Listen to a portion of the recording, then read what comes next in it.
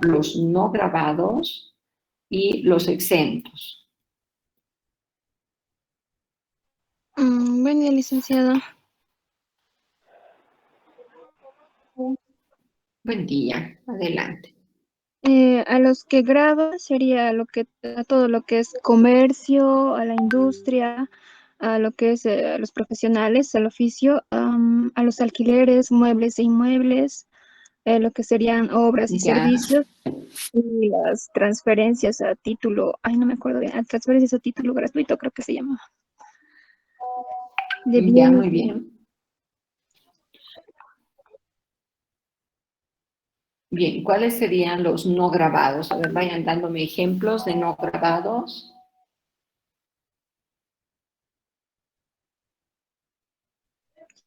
Exportaciones. ¿Estaría dentro de los no grabados o dentro de los exentos? ¿Cuál es la diferencia entre un no grabado y un exento?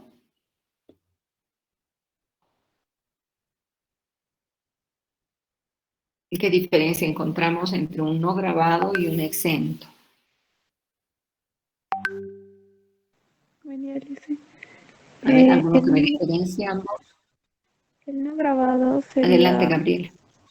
el no grabado sería el que no está dentro del objeto del tributo y el exento solo no paga el tributo. Ya, el exento no paga, pero sí está grabado, ¿no? Sí. Bien, entonces, dentro del ítem ya estamos indicando que están grabados los ingresos, ya es un impuesto que graba los ingresos. Bien, ¿qué diferencia encuentran entre el IVA y el ITEM? ¿Ambos graban lo mismo? Una de las dudas que siempre se presenta es si los dos impuestos graban lo mismo. ¿Qué dice?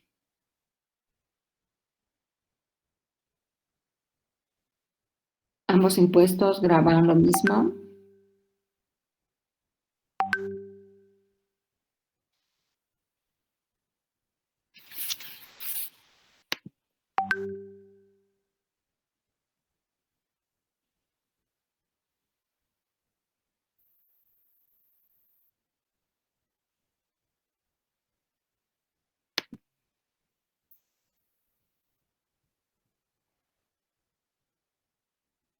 ¿Cuál es la diferencia entre el IVA y el ITEM?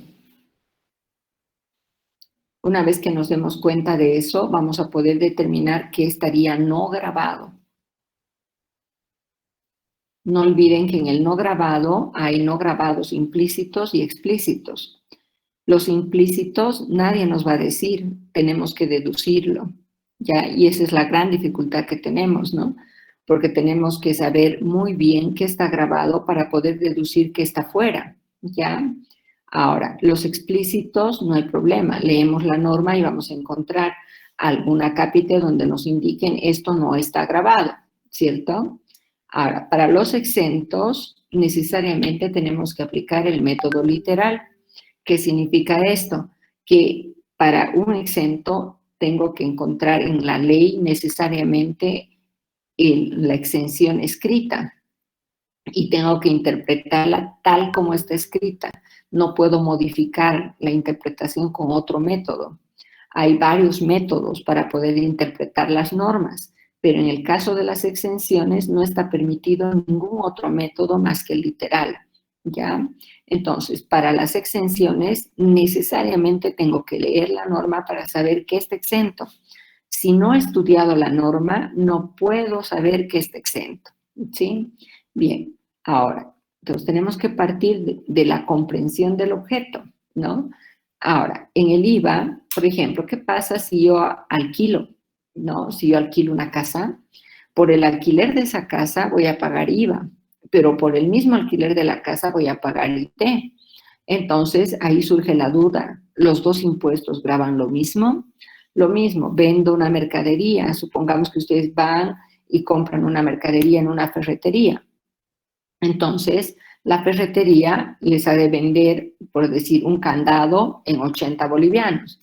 Entonces, sobre esos 80 bolivianos, la ferretería va a pagar IVA 13% y va a pagar IT 3%, ¿no? Sobre el mismo monto. Entonces, ¿ambos impuestos graban lo mismo? Esa es la pregunta.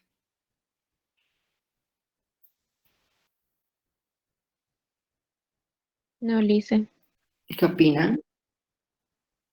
¿Qué graba el IVA y qué graba el IT? Porque si graban lo mismo estaríamos ante una doble imposición.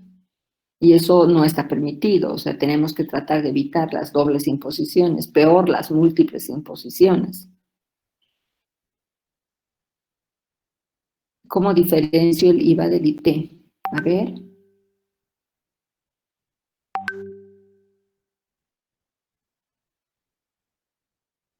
¿Cómo diferenciamos el IVA del IT?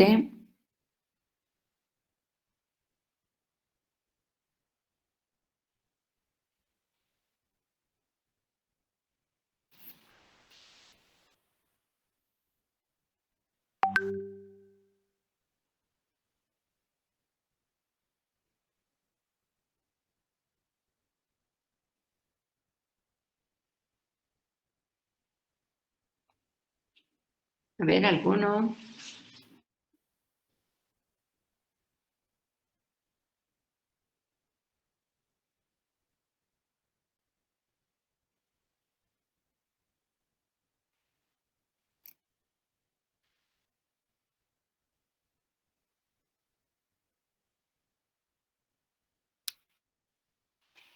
A ver, ¿quién puede diferenciar? ¿Cuál es la diferencia entre el objeto del IVA y el objeto del IT?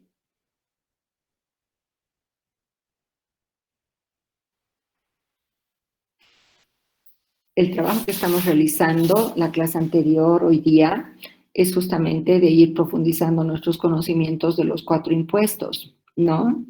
Para empezar a hacer práctica. Vamos a empezar a hacer cálculos, ¿no? Por observaciones en tanto formales como materiales en estos 4 impuestos. Entonces, por eso estamos primero repasando la base que tienen. Continuamos con una evaluación diagnóstica, ¿no? Por eso les hago preguntas. ¿Alguno sabe cuál es la diferencia de ambos? Por ejemplo, presto un servicio profesional. ¿Qué pasa si hago una contabilidad? Emito una factura, si no soy dependiente, soy independiente, voy a emitir una factura por el servicio contable que estoy prestando, ¿ya?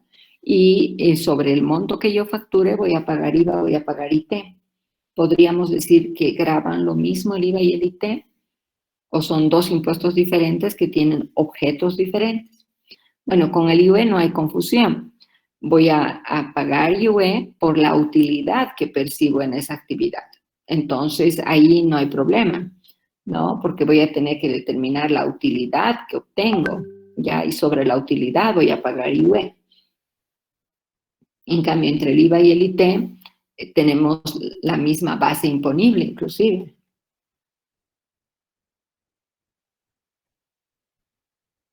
Bien, ¿graban lo mismo el IVA y el IT? Tenemos 75 personas y 75 personas seguramente tienen diferentes criterios respecto a esta pregunta.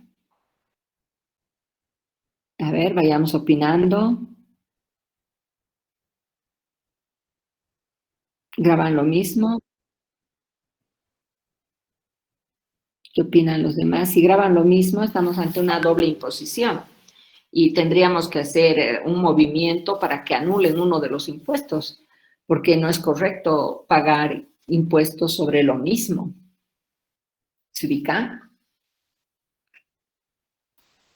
Entonces estaríamos tributando erróneamente, ¿no? Ya siempre en un sistema tributario se tiene que evitar la doble imposición. Por ejemplo, en nuestro país ya se ha determinado que hay tributos nacionales, hay tributos departamentales y hay tributos municipales. Por tanto, el objeto de un tributo nacional no puede ser el mismo objeto de un tributo departamental y tampoco de un tributo municipal, ¿no? Entonces, por eso, por ejemplo, a nivel departamental ya están cobrando el impuesto a la transmisión gratuita, ¿no? Y a nivel municipal tenemos el impuesto en este caso, la propiedad tanto de inmuebles, el impuesto a la propiedad de vehículos, el impuesto o la patente de funcionamiento o la patente de publicidad. Pero si ustedes analizan cada uno de esos tributos, ninguno de esos tributos tiene que tener el mismo objeto que los impuestos nacionales, porque estaríamos entrando a una incluso cuádruple imposición, ¿ya? Porque si yo ejerzo la actividad profesional, por ejemplo, tengo que pagar el IVA, tengo que pagar el IT, tengo que pagar el IUE, ¿ya? Ahora, si tengo dependientes, tengo que pagar el RCIVA y adicionalmente a eso tengo que pagar patente de funcionamiento y si tengo publicidad, patente de publicidad.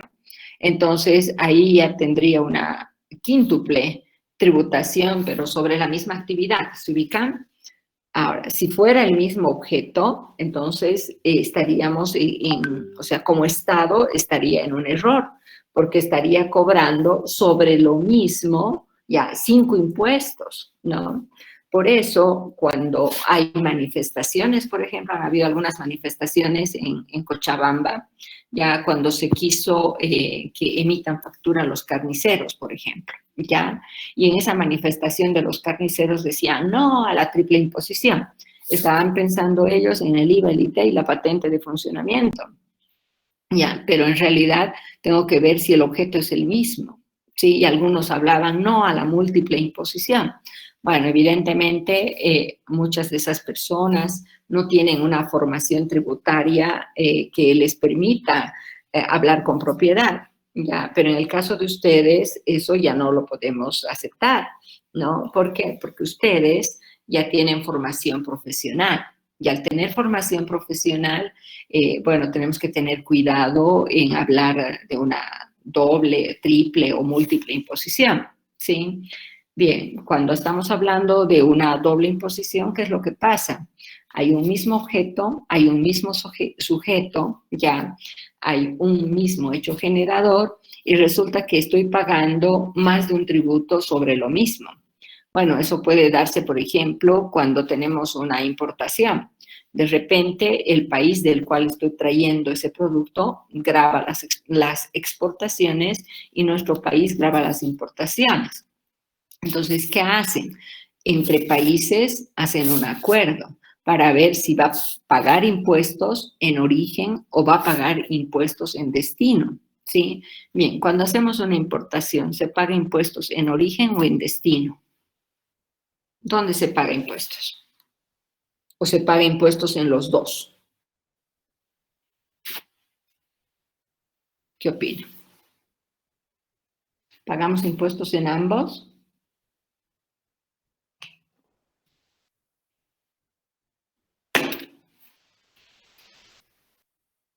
A ver.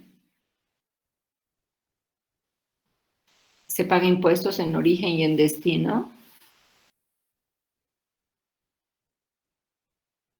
En destino. En destino.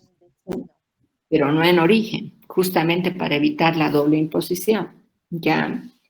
Bien, si yo compro un pasaje, por ejemplo, para viajar de Bolivia, supongamos a Estados Unidos, ya compro un pasaje Cochabamba-Miami, ¿no? En BOA están vendiendo ese tipo de pasajes ahora y están con un costo bastante asequible, ¿sí? Bien, entonces si yo compro un pasaje Bolivia y Miami, Bolivia a Miami, entonces va a pagarse impuestos sobre ese pasaje en Bolivia porque me está vendiendo BOA, ¿no? Pero cuando llegue a Miami no he de pagar impuestos sobre ese pasaje, ¿o sí? No, solamente se va a pagar impuestos por ese pasaje en Bolivia, ¿no? Pero en el exterior ya no se va a pagar impuestos sobre ese pasaje. En realidad, en el lugar donde emiten el boleto aéreo, ahí es donde se va a pagar, pero no en destino, ¿sí? Entonces, nosotros tenemos en este caso ya justamente estamos tratando de evitar la doble imposición. Entonces, de hecho, vamos a tratar en todos los casos de evitar la doble imposición. Cuando se genera un impuesto no puede tener el mismo objeto, ¿sí? Bien, entonces todo impuesto tiene que tener un objeto que lo diferencie del otro. Si hay dos impuestos que tienen el mismo objeto, obviamente van a obligar al mismo sujeto y en el mismo hecho generador, con el mismo hecho generador, lo cual implica que la persona estaría obligada a una doble imposición. Podría demandar para que se anule una de ellas, ¿no? Si es que hay doble imposición, peor si es múltiple, ¿sí? Por eso cada tributo tiene que tener objeto propio y eso es lo que le diferencia de los demás, ¿sí? Bien, entonces entre el IVA y el IT, ya, ¿qué es lo que tenemos? No se van a olvidar esto. En el caso de IVA, si yo vendo un bien, ya, la entrega del bien grava IVA, ¿sí? En cambio, el IT grava el ingreso que percibo por la venta del bien. Entonces, ¿ya son dos objetos diferentes o no? Repito, el IVA grava la entrega del bien. En cambio, el IT grava el ingreso que obtengo por la entrega de ese bien, por la transferencia del derecho propietario de ese bien.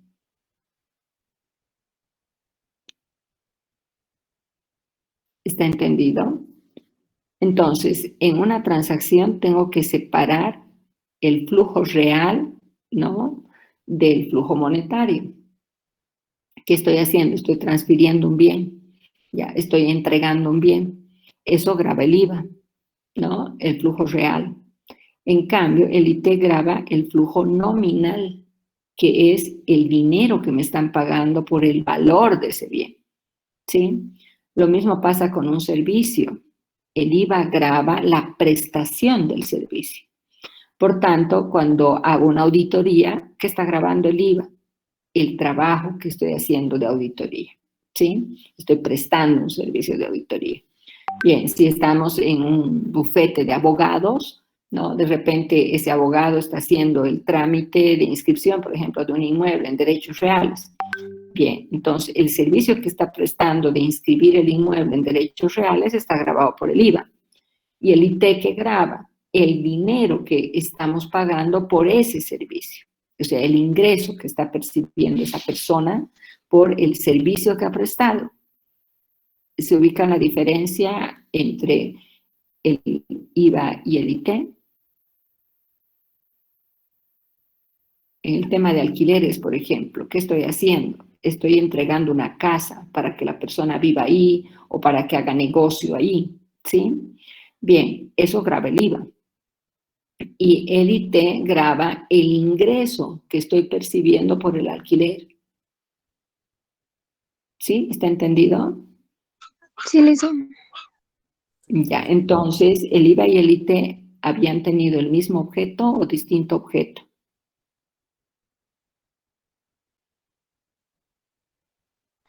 Distinto, listo. Distinto objeto. Bien. Ahora, dentro de los elementos fundamentales de los tributos ya están los denominados principios jurisdiccionales, ¿ya? Entre ellos tenemos el principio de territorialidad, el principio de país de origen, país de destino, luego tenemos el de nacionalidad, que no lo aplica Bolivia, ya, excepto, vamos a ver, en el impuesto a las fortunas, a las grandes fortunas, ¿no? Luego tenemos en algunos impuestos el principio de fuente, ya Bolivia utiliza fuente boliviana, en cambio en otros países se aplica renta mundial, a eso llamamos principios jurisdiccionales. Bien, en el IVA y en el IT se aplica el mismo principio jurisdiccional. Sí, listen. ¿Cuál es el principio jurisdiccional que se aplica en ambos impuestos? Territorial. Ya, el de territorialidad. ¿Qué quiere decir? Que si yo realizo la actividad dentro del territorio boliviano, está sujeto a IVA y a IT. Pero si yo realizo esta actividad fuera del territorio boliviano, no está sujeto. Entonces, ahí tenemos un no gravado, ¿sí? Por tanto, lo que preguntaba hace un momento, en el IT, no, el IT grava los ingresos por actividades que se realizan dentro del territorio nacional. Pero si yo realizo esas actividades fuera del territorio nacional, igual voy a percibir ingresos, pero esos ya van a ser no gravados. ¿Por qué? Porque estoy aplicando el principio de territorialidad. ¿sí? Entonces, un no grabado va a ser, por ejemplo, el ingreso que percibo por vender bienes fuera de Bolivia, el ingreso que percibo por prestar servicios fuera de Bolivia, el ingreso que percibo por alquileres de bienes ubicados en el exterior. Esos son conceptos no grabados, ¿ya? Entonces, para poder determinar un no grabado, yo tengo que analizar el objeto y tengo que analizar qué principios regulan ese tributo, ¿no? Y en función de eso voy a determinar qué es un concepto no grabado en ese tributo. Ya esa es una de las formas de determinar.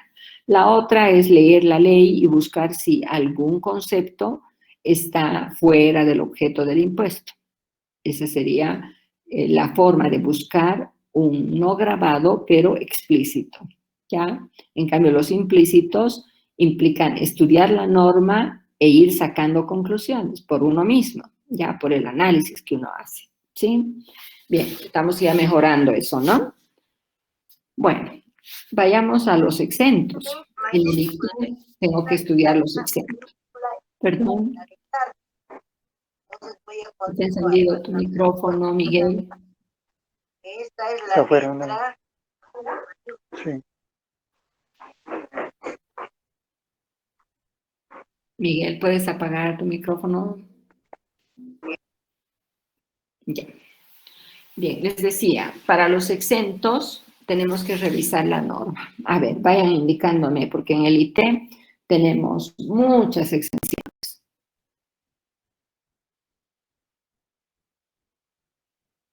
¿Cuáles son los conceptos exentos en el IT?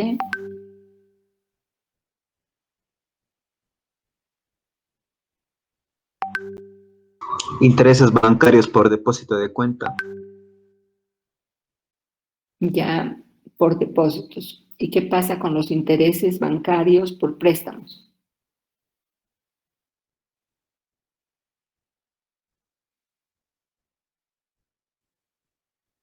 Los intereses que percibimos por hacer depósitos están exentos, ¿no? Sea que se trate de depósitos en caja de ahorros, depósitos depósitos a plazo fijo, etcétera.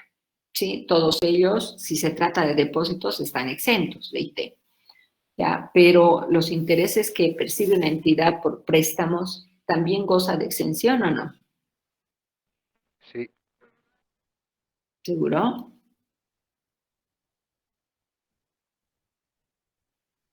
Vamos. ¿Qué opinan?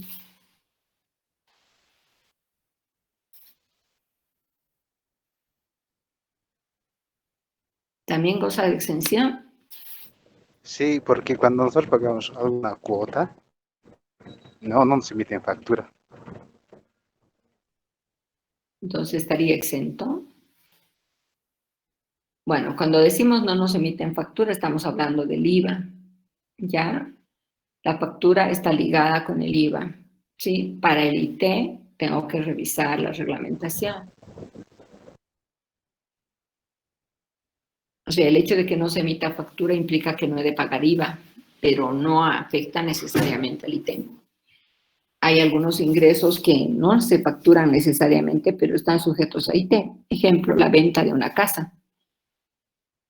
Si yo vendo una casa, vendo un vehículo, al vender la casa no voy a emitir factura, pero sí voy a pagar IT. Entonces el IT no está ligado a la emisión de factura. ¿Ya? Entonces estaría grabado, Liz, porque en el mismo formulario nos dice, ¿no?, que los intereses también son percepción de o ingreso de dinero.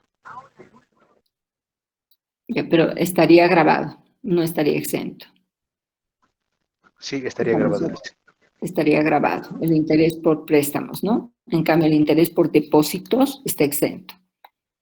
Ya, entonces ya hemos diferenciado intereses por préstamos e intereses por depósitos, ¿sí? Bien, ¿qué otras exenciones conocen en el IT? Exportaciones. Ya, ¿qué tipo de exportaciones? ¿De bienes o de servicios? Puedo exportar bienes, puedo exportar servicios. Hoy en día exportamos quizá más servicios que bienes inclusive, ¿no? Aún con las fronteras cerradas, ya los países siguen exportando servicios, ¿no? ¿Cuál de las exportaciones está exenta? ¿Ambas? ¿Solo bienes, solo servicios? ¿Qué dice?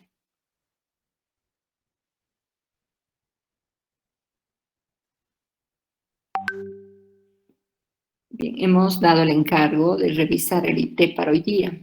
Y bueno, vamos a dar el encargo de revisar el RSIVA para la próxima clase. ¿Ya? Bien, no les estoy pidiendo un producto porque estoy esperando a hacer una pequeña revisión primero y luego ya vamos a empezar a hacer productos, ¿no? Para demostrar que hemos estudiado. ¿Ya? Y además para demostrar el grado de aprendizaje que tenemos. Bien, entonces, en este caso de las extensiones, tenemos que tener mucho cuidado. ¿Qué método hemos dicho que tengo que aplicar a las extensiones? ¿Qué método se aplica para las extensiones?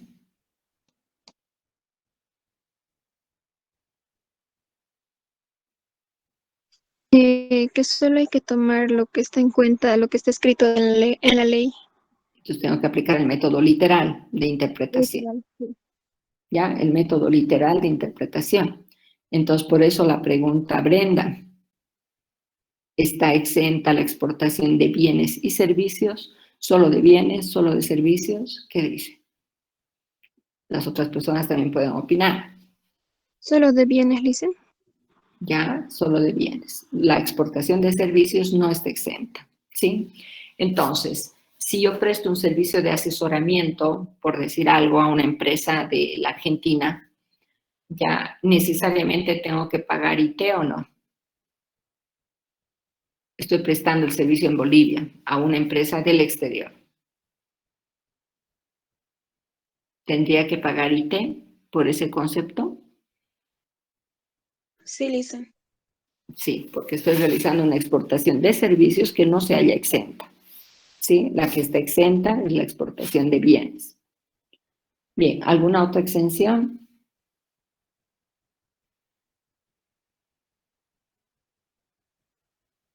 ¿Qué más pueden mencionar? Los establecimientos educacionales, licenciada. Ya, en los establecimientos educacionales, ¿qué ingresos están exentos? Un colegio puede tener ingresos por las pensiones, ¿no? Puede tener ingresos por venta de libros, puede tener ingresos por venta de material escolar, puede tener ingresos por venta de alimentos, porque puede tener, por ejemplo, al mediodía en algunos colegios tienen su comedor, ¿ya? Entonces puede tener el colegio ingresos por venta de alimentos, ¿ya? También puede tener ingresos por venta de uniformes, bueno, hay cursos vacacionales que puede dar el colegio, también tiene ingresos por esos cursos vacacionales, ¿ya?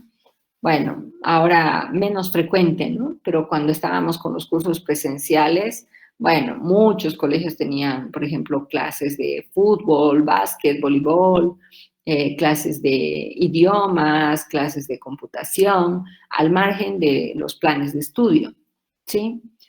Bien, entonces un colegio puede tener una gran variedad de ingresos, ¿ya? Ahora, de esos ingresos, ¿cuáles estarían exentos de IT y cuáles no?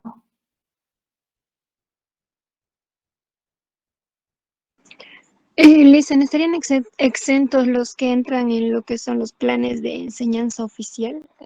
¿Ya? Está restringido a los ingresos de acuerdo a planes de enseñanza oficiales.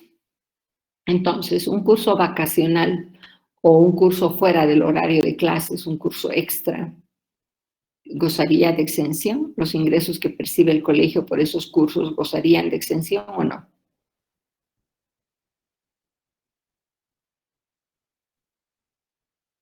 ¿Qué dice?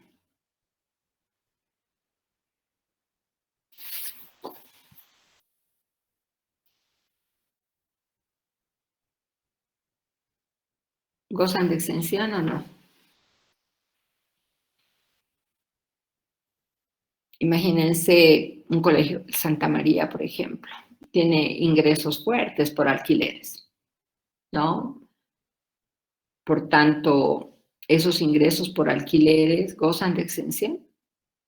No, licenciado. No gozan de exención, ¿no? Porque esos no son ingresos por la actividad educativa. Ahora, hay universidades que tienen, por ejemplo, hospital. Las universidades que tienen hospital prestan servicios médicos, de consultas, de internación. Esos ingresos que perciben en el hospital gozarían de exención.